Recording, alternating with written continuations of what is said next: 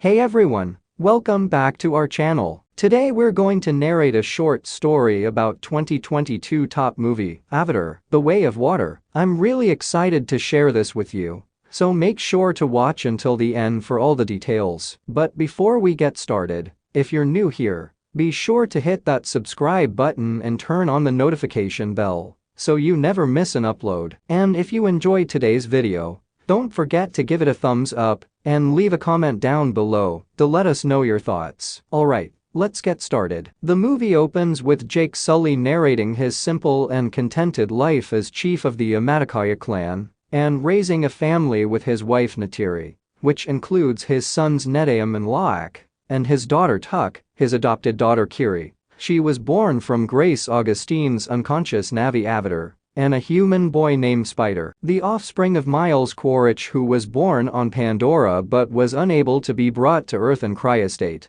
Jake is able to accept Spider as his adoptive son, but Neytiri is wary of him because of his human ancestry. Although Kiri is friendly with Spider, all the kids get along well with one another. Spider is more drawn to Na'vi culture and traditions than his human background. They go about their daily lives as usual until they suddenly spot an unusual star in the night sky. They are shocked to learn that it is an RDA spaceship carrying humans who are colonizing Pandora and building a new main operations base, significantly harming Pandora in the process. Colonel Quaritch, who has been cloned into a Na'vi body and has had his memories from before his death uploaded, is one of the newcomers in the ship. Quaritch is therefore unable to recall his death at Jake's hands and is instead only able to recall the past and his vengeful mission to kill Jake. Jake directs a systematic guerrilla operation against the RDA supply lines, weakening them to stop the RDA from abusing Pandora once more. Loak, who disobeys Neteyam and is anxious to demonstrate his prowess as a Na'vi warrior, tries to aid Jake in fight during one of the operations, but is injured. Jake saves him and teaches him not to put his own safety in peril by acting recklessly. That evening, as Jake was attending to his wounds, Neytiri gently reminded him not to be too harsh on Loak. Jake responded by expressing his concern as a parent for the security of his kids. Quaritch, who is upset over the retaliatory attack on the RDA supply lines, launches a quest to find Jake and kill him. Jake's kids journey deeper into the rainforest on a joyful expedition with Spider. They are unaware that Quaritch and his team are nearby. Exploring the location where Quaritch finds his human remains, they are present and a perceptive Loak observes and promptly alerts Jake. Jake's kids are taken prisoner by Quaritch's group after a skirmish breaks out. Most of them are released when Jake and Neytiri arrive in time, but Spider is captured by Quaritch, who recognizes him as his son. Within the ship,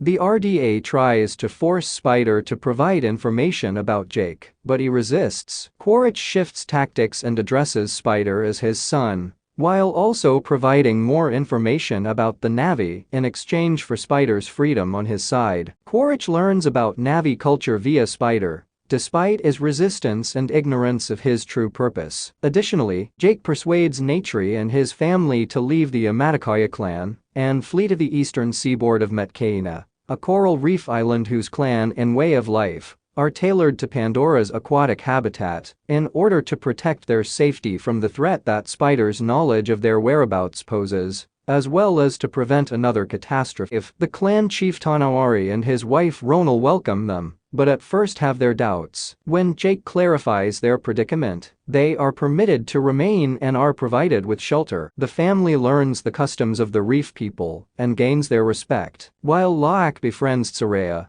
the daughter of clan leader Tonawari, and his wife Ronal, Kiri becomes attracted by the underwater life of Metkayina and forms a spiritual relationship with the sea and its species. When Anning makes a cruel remark about Kiri and him because of their mixed human bloodline, Loak fights with him. While they are adjusting to their new environment, Jake chastises his son for acting out. Loak returns to Anning and his pals to offer his regrets at Jake's persuasion. However, they lure him into the domain of a lethal sea predator, the Aquila, and abandon him there as payback. The Aquila makes an attempt to harm Loak. Loak, however, is rescued and becomes friends with Payakan, a Tulkan, a species of pacifist and intelligent cetacean, that the Metkayina regard as their spiritual family. The old harpoon head is taken out of the beast's right fin by Loak, who can communicate with Payakan by signing. Anning is asked by Chief Tonawari to apologize to Loak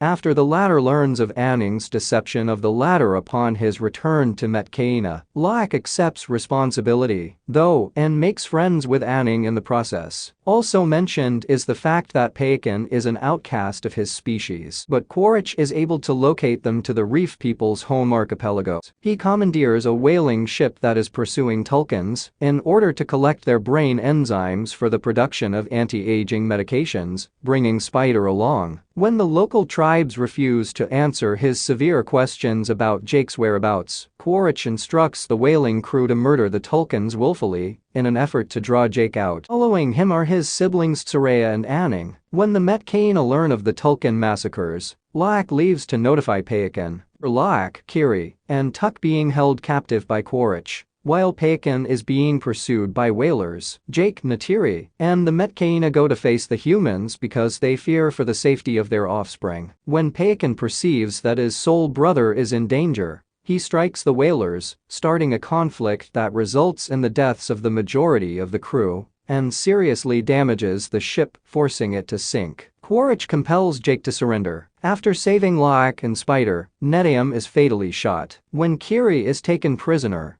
Jake must deal with Quaritch. Quaritch initially rejects his son when Neytiri does the same to Spider, but once Neytiri cuts Spider in the chest, he changes his mind. The sinking ship eventually traps Jake, Quaritch, Neytiri, and Tuk inside. Jake knocks Quaritch out with a strangulation, is saved by Loak and Payakan, and Kiri calls sea animals to assist her in rescuing Neytiri and Tuk. Spider locates and saves Quaritch, but after witnessing his brutality towards the Na'vi and prioritizing his desire to destroy Jake's family over becoming his father and developing into a nice man, he decides to leave Quaritch and return to Jake's family. Following Neteyam's funeral, Jake and his family decide to live permanently with the Metkayina. And that's a wrap for today's video. We really hope you enjoyed the short story. If you did, please give this video a thumbs up, and don't forget to subscribe to our channel if you haven't already. Also, be sure to hit the notification bell